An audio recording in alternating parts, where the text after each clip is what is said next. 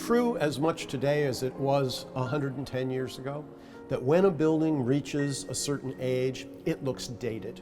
John Root is a designer who is working at a time when people still very vividly remember the Civil War.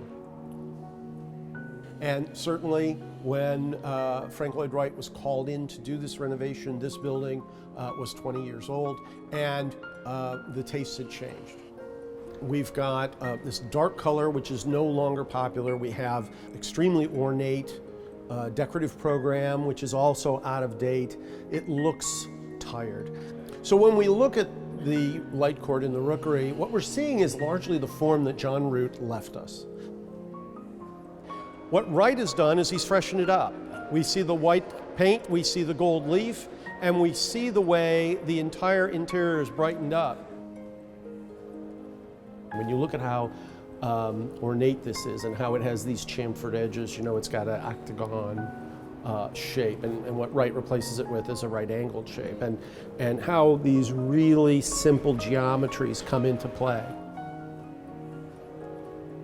Just as Root took advantage of the opportunity to introduce art into a necessary structural feature in the roof, Wright introduced a beautiful feature with the light fixtures he introduced.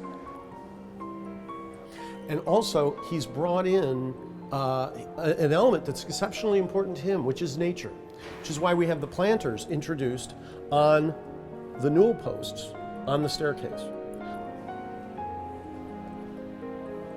We start to see a more and more aggressive battle between a conservative, traditional, classical brand of architecture and design in conflict with the more progressive, more modern ideas of Frank Lloyd Wright and the members of the Prairie School.